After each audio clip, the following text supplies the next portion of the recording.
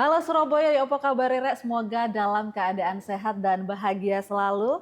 Dan kali ini Halo Surabaya membahas edaran pengumuman berbunyi pemakaian di area Balai Pemuda untuk pengambilan foto dan video dikenakan biaya sebesar Rp500.000 per 3 jam. Hal ini sesuai dengan peraturan daerah atau Perda nomor 7 tahun 2023 tentang pendapatan daerah dan retribusi daerah Kota Surabaya. Lantas bagaimana DPRD Kota Surabaya menanggapinya? Kita akan membahasnya di Halo Surabaya bersama anggota Komisi B DPRD Surabaya, Bro Alfian Limardi. Halo, apa kabar Bro Alfian? Baik dan bahagia sis, gimana kabarnya? Baik dan bahagia, tentu saja juga harus sehat ya Bro ya. Mhm. Baik, Bro Alfian, kalau kita lihat ini penerapan tarif sebesar Rp500.000 untuk sesi foto di Balai Pemuda. Bro Alfian sendiri sebagai wakil rakyat, ini melihatnya seperti apa? Apakah kebijakan ini akan menguntungkan pemerintah Kota Surabaya atau justru akan menjadi persoalan atau permasalahan baru bagi warga Kota Surabaya? Oke, ya. Saya pertama kali menerima foto dari warga yang mengirimin saya termasuk yang kaget. Sis. Kenapa?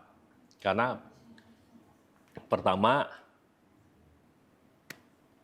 kita sudah menghapus poin tersebut di pembahasan. Karena di sana kan di pansus ini, pansus pajak dan retribusi daerah ini, Alfian ditunjuk menjadi salah satu pimpinan. Nah, saat itu kita juga di pembahasan, kita juga meskipun dengan perdebatan yang panjang, akhirnya kita bilang, oke, yang poin yang ini kita hilangkan. Ya. Seperti itu. Kemudian lagi yang kedua adalah, loh, kok bisa ini sudah dibuat stikernya, diumumkan bahwa berdasarkan perda yang ini. Ya. Seperti itu. Karena secara status, bahkan sampai sekarang kita masih tag ini, itu informasi dari staf komisi bahwa status dari raperda ini itu masih di gubernur untuk diperiksa atau direvisi. Jadi kalau kita bilang di gubernur itu masih ada revisi atau masih diperiksa, hasilnya seperti apa itu harus dikembalikan dulu ke pansus. Kembalikan dulu ke pansus, pansus akan bikin rapat lagi dengan dinas, oke revisinya seperti ini, hasil pemeriksaan dari gubernur seperti apa, kalau memang sudah bisa dijalankan maka akan dijalankan. Tapi kalaupun masih ada satu revisi, maka itu harus dibahas lagi Ya. di rapat tersebut atau kita menjadwalkan rapat berikutnya untuk membahas revisi dari gubernur seperti itu. Artinya Anda melihat sendiri ini untuk pemberlakuan, kemudian sosialisasinya dari pemerintah Kota Surabaya kepada warga Kota Surabaya, ini minim atau belum bagus begitu? Ya, kalau saya melihatnya seperti itu, Belum maksimal ya? belum maksimal. Selain sosialisasi juga kok bisa sesuatu yang kita sudah sepakati bersama dengan Pemkot, kemudian juga dengan DPRD Surabaya, dalam hal ini kami yang di Pansus. Jadi pada saat itu ada Biro Hukum, ada juga Disput Prapar, kemudian juga dari asisten, dari bagian perekonomian juga ada, pendapatan, dinas pendapatan juga ada di dalamnya. Nah, waktu itu kan kita sudah rapat bareng dan kita sudah sepakat, ini kita hilangkan. Ya. Gitu. Kenapa? Karena Balai Pemuda sebagai salah satu ikon Surabaya ini kan seharusnya menjadi satu tempat untuk warga Surabaya ataupun non-Surabaya untuk sejenak itu kita bilang rekreasi, beristirahat, kumpul-kumpul seperti itu. Dan kumpul-kumpul ini kan sebagai pemerintah kota yang baik juga bisa mengakomodir bahwa ini loh tempat rekreasi yang murah meriah, yang hemat. Jadi tidak harus itu semua dipajakin seperti itu. Karena kita harus dengan kondisi sekarang, dengan kita bilang sudah digitalisasi juga lebih maju seperti itu. Seharusnya kita bisa membedakan mana yang patut kita pajakin, mana juga yang istilahnya itu kita bebaskan atau tidak kita pungut. dari sana sih. Oke, kemudian kalau Anda lihat sendiri DPRD melihat potensi ketidaksetaraan akses yang mungkin ditimbulkan oleh kebijakan ini, terutama bagi masyarakat yang tidak mampu membayar biaya tersebut. Artinya kan tidak semua masyarakat atau warga kota Surabaya ini perekonomiannya itu menengah ke atas. Mereka juga pastinya karena kita ketahui bahwa Balai Pemuda ini adalah fasilitas umum dan siapa saja masyarakat bisa masuk dan bisa menggunakan Balai Pemuda ini. Anda melihatnya bagaimana? Ya, saya melihatnya bahwa dengan penetapan tarif di mana di stiker tersebut kan tidak disebutkan apakah itu komersil atau enggak, tapi saya melihat bahwa yang utama adalah satu, kenapa bisa poin yang kita sudah sepakati tidak kita kenakan, itu bisa muncul. Kemudian yang kedua lagi adalah kok bisa-bisanya statusnya itu masih dalam pemeriksaan tapi sudah dibuatkan gitu kan. Oke. Nah, saya melihat dari hal ini aja ada satu entah miskomunikasi ataupun juga mismanagement dari teman-teman yang ada di dinas, terutama yang dari sisi biro hukumnya, dan juga bagaimana sosialisasi tersebut itu bisa mengena ke masyarakat. Karena di Raperda yang baru ini, pajak daerah dan retribusi daerah, itu ada beberapa kebijakan yang awalnya itu gratis, akhirnya menjadi berbayar. Salah satu contohnya kayak sepeda. Sebelumnya parkir sepeda itu gratis, sekarang itu jadi berbayar, jadi 1.000 per sepeda. Kemudian juga yang ada di klinik hewan di Jalan Ikan Dorang, itu awalnya gratis, tapi nantinya akan berbayar. Nah, apakah sosialisasi ini sudah benar-benar diketahui oleh teman-teman? Ataupun juga dari warga yang biasanya menggunakan jasa-jasa ini.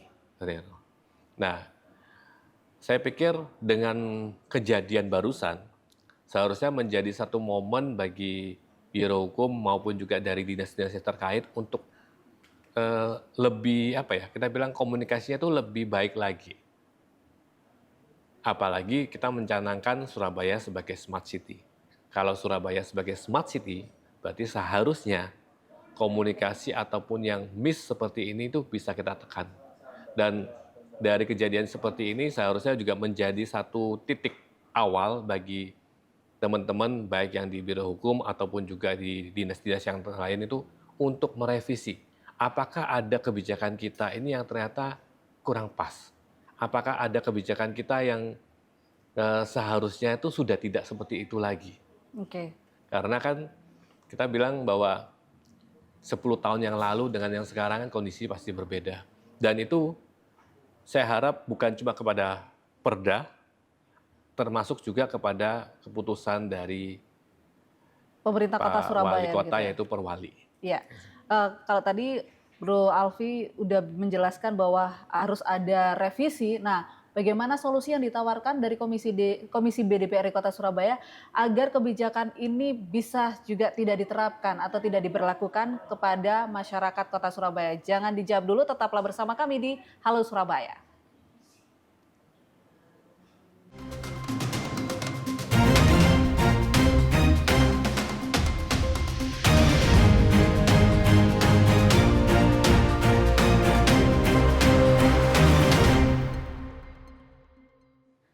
Terima kasih Anda masih bersama kami di Halo Surabaya dan kita masih membahas terkait penerapan tarif sesi foto di Balai Pemuda dan masih bersama anggota Komisi B DPRD Kota Surabaya Bro Alfian Limardi. Bro Alfian tadi sempat dijelaskan bahwa sebenarnya memang kebijakan-kebijakan ini juga perlu direvisi ulang, perlu dipelajari lagi apakah memang harus direvisi supaya ini juga tidak merugikan masyarakat Kota Surabaya begitu. Kalau Anda melihat sendiri sebagai anggota Komisi B DPRD Kota Surabaya, ada solusi yang terbaik yang supaya sama-sama dari sisi Pemkot ini juga menguntungkan, dari sisi warga juga menguntungkan begitu. Bagaimana? Oke. Kalau saya melihat dari sisi secara prosedur ya. Karena Raperda ini sudah diparipurnakan tanpa ada poin yang tarif foto itu, baik yang komersil maupun yang juga yang umum untuk untuk balai pemuda, dan posisinya sekarang ada di gubernur, maka dari Pemkot ini harus mengajukan ke gubernur bahwa ini harus diparipurnakan kembali karena harus ada revisi seperti itu, dan setelah itu baru dikembalikan lagi ke gubernur. Nah itu mungkin prosedur seperti itu yang lebih jelasnya itu ada di Biro Hukum. Bagaimana seperti ini, apakah ditarik kembali, oh nggak jadi nih disetorkan ke gubernur. Nah kalau nggak jadi terus gimana, padahal sudah diparipurna. Gitu. Oke, baik, kalau Anda melihat sendiri bahwa penggunaan dana dari hasil foto ini apakah bisa menambah pendapatan asli daerah dan potensi seperti apa? Kalau kita bicara bahwa menambah pendapatan daerah pastinya ada. Oke. Potensinya seberapa besar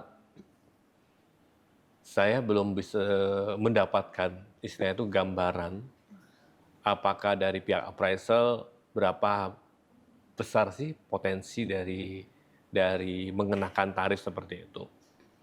Namun yang lebih ditekankan kembali adalah apakah harus Pemkot itu memajakin semua potensi yang ada. Karena Pemkot atau pemerintah ini bukan penjajah. Ya. Ini kan kita bilang kita harus bisa membedakan antara penjajah dengan pemerintah kan. Gitu. Memang undang-undang kita ini warisan kolonial, tapi kan tidak harus juga pemerintah kita itu mengikuti cara-cara kolonial seperti itu. Oke, terus baik, artinya memang sebenarnya di sisi lain ini menguntungkan bagi pemerintah Kota Surabaya dalam hal pendapatan asli daerah sendiri. Kalau Anda memastikan transparansi dan akuntabilitas dalam penggunaan dana yang diperoleh dari tarif sesi foto. Nah, ini gimana nih Bro Alfi melihatnya ini? Ya, kalau Transparansinya. transparansinya mau nggak mau kita bicara tentang cashless. Bagaimana transaksi ini memang benar-benar masuk ke rekening perbankan yang sudah ditetapkan dan itu bisa dicetak, bisa kelihatan untuk keluar masuknya itu di mana. Pastinya transparansinya di sana. Terus kalau kita bicara juga tentang, tadi sempat singgung tentang pendapatan dan juga kita juga harus melihat bahwa penetapan harga itu bukan cuma semata-mata hanya melihat bahwa oke, saya punya barang ini, saya nentukan barang ini. Zaman sekarang bukan seperti itu. Zaman sekarang adalah kalau saya punya barang ini, kira-kira kalau saya jual, itu konsumen saya, segmen konsumen saya itu mampunya itu membayar berapa. Dan apakah dia mau membayar. Jadi ability to pay dan willing to pay-nya itu harus kita ketahui. Dari sana itu kita akan dapatkan titik temu, dan dari sana juga kita akan istilahnya itu mendapatkan gambaran bahwa dengan produk ini kita akan bisa menggait berapa banyak potensi ekonomi yang ada. Karena kan kita nggak cuma bicara bahwa saya punya ini, saya tetapkan harga sekian, kalau mau ya beli, kalau nggak mau ya nggak apa-apa. Artinya hasilnya itu apa gitu yang didapatkan begitu ya, Ya, Bro Alfian ya. Kemudian kalau Anda memandang sendiri dampak kebijakan ini terhadap minat pengunjung dan fotografer profesional atau amatir yang biasa menggunakan fasilitas dari Balai Pemuda. Karena kita ketahui banyak sekali baik dari wedding organizer, kemudian juga dari teman-teman fotografer, para YouTuber, vlogger, mereka juga pasti akan memanfaatkan Balai Pemuda karena di sisi lain selain juga fasilitas umum, Balai Pemuda ini adalah gedung seni bagi masyarakat umum begitu. Anda melihat seperti apa nantinya dampak kebijakan ini? Dengan dampak kebijakan seperti ini pastinya sangat-sangat berpengaruh kepada teman-teman komunitas istilah itu yang fotografi, tapi yang istilahnya itu bukan yang kita bilang yang independen, yang otodidak, yang mereka hanya kumpul-kumpul kemudian untuk belajar bareng seperti itu. Nah, yang kita bisa lihat di sepanjang Jalan Tunjungan itu kan kadang-kadang ada tuh seperti itu. Karena saya nggak pernah ikut street fotografi seperti itu. Jadi mereka itu ada yang jadi mentornya, dan itu mentornya itu tidak memungut biaya dari teman-teman yang ada. Oke. Jadi dia itu semacam kayak, oke, saya punya ilmu, saya sharing, seperti itu. Nanti kalau ada yang bisa, ya bagus. Tapi kalau ada yang masih belum bisa, oke, next saya akan ngulangi lagi seperti itu, topik yang di sana. Nah, saya melihat bahwa komunitas-komunitas seperti ini kan dia lebih mengedepankan rasa solidaritas Ya. dibandingkan cuan ataupun ekonomi seperti itu. Dia Keuntungan pengen, diri sendiri begitu betul. ya? Mereka ini lebih menginginkan, oke, yuk skill yang saya punya ini saya sharing ke semua, biar semuanya juga punya, nanti bisa mengupgrade dirinya seperti itu. Nah, tujuannya apa? Tujuannya ya biar ke depannya itu kehidupannya lebih baik. Terus juga kita bilang eh, menyalurkan hobi juga. Terus istilahnya itu juga apa ya, kalau kita bilang teman-teman fotografi itu kan mereka tuh memfoto sesuatu tuh karena ada satu passion di dalamnya kan. Suatu kepuasan yang yang tidak bisa ditukar dengan suatu nilai seperti itu. Nah, seharusnya dengan kondisi seperti ini kan bisa kita akomodir. Jadi teman-teman muda ataupun juga siapapun yang belajar fotografi, kalau memang dia ini, ya kita siapkan dong tempat-tempat yang istilahnya itu tidak harus berbayar.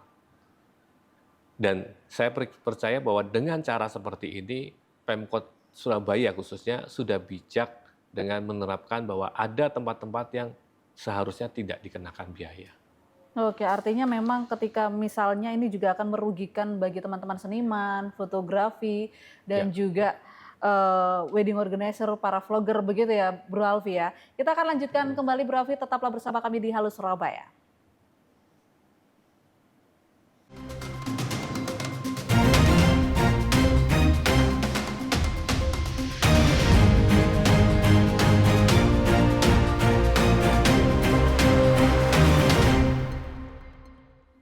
Terima kasih Anda masih bersama kami di Halo Surabaya dan kita masih membahas tentang penerapan tarif sesi foto di Balai Pemuda Surabaya dan masih bersama Bro Alfian Limardi, anggota Komisi B DPRD Kota Surabaya. Ya Bro, tadi sempat dijelaskan juga bahwa sebenarnya ini juga sangat disayangkan kebijakan ini karena dampaknya ini juga berdampak pada para seniman dan juga para fotografi dan juga vlogger. Tapi yang disayangkan lagi, mekanisme pelaporan dan transparansi penggunaan dana yang terkumpul dari kebijakan ini nanti seperti apa kalau Anda melihat? Kalau saya sih, saya mendorong untuk keterbukaan adalah semua itu harusnya dalam bentuk cashless. Kenapa? Karena kalau dari sisi cashless itu akan lebih mudah tercatat, lebih mudah juga terdeteksi, plus juga kita akan di-cover oleh PPATK ya. Ya. Nah, itu kan juga bisa ikut juga untuk mengawasi ini. Mekanisme apakah sudah benar, apakah ada yang mungkin lebih bayar seperti itu. Nah, kalau sudah lebih bayar terus mekanismenya seperti apa. Nah, keterbukaan ini saya pikir harusnya semakin kita dorong bahwa semuanya itu harusnya mengarah ke sana. Itu pertama dari sisi transparansi.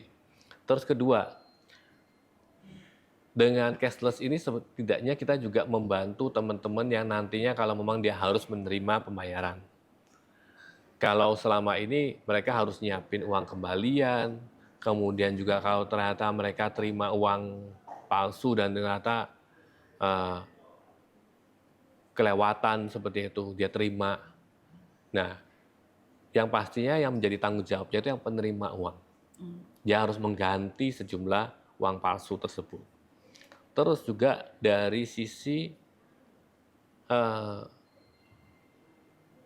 kita bilang kerepotan harus menyiapkan uang kembalian juga kan. Yeah. Plus yang terakhir sebenarnya dengan menggunakan cashless, kita juga ikut membantu meringankan beban dari pemerintah pusat. Nanti Bapak Ibu, Bro dan Sis silakan berkunjung ke Museum Bank Indonesia yang ada di Kota Tua Jakarta, di Batavia. Di sana kita bisa melihat itu berapa banyak komponen yang harus dikeluarkan oleh pemerintah pusat dalam menyiapkan uang tunai untuk umpamanya uang baru. Dia akan kena biaya desain. Terus setelah itu masih ada biaya cetak, biaya lagi distribusi, biaya keamanan dari titik pusat ke titik yang pertama. Dari pertama nanti disebar ke tempat titik yang lain, itu nanti ada biaya yang lain. Belum lagi kita bicara tentang biaya penyimpanan.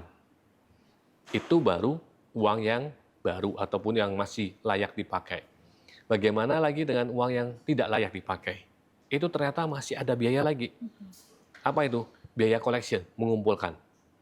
Kemudian ada lagi, kalau sudah dikumpulkan, nanti transportasinya dari tempat ini ke tempat penghancuran. Belum yang terakhir, biaya penghancuran. Itu semua biaya semua. Bayangkan kalau sebenarnya biaya ini kita bisa alokasikan buat yang lain. Buat kesehatan anak-anak, kesehatan lansia, ataupun juga memikirkan bahwa lansia ini program yang tepat agar kesejahteraan teman-teman atau saudara kita yang lansia ini dikalah dia itu menjelang akhir hidupnya itu tetap happy. Kalau ada yang bilang live happy, at least juga die happy.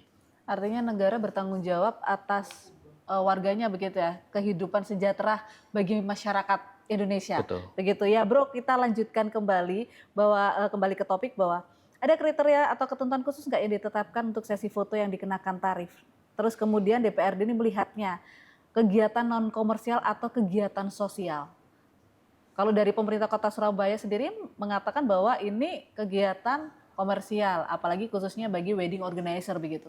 Ya, jadi memang saya ada membaca di berita bahwa dari sisi Pemkot sudah minta maaf dan juga menyatakan bahwa ini tetap hanya diterapkan untuk yang komersil. Begitu.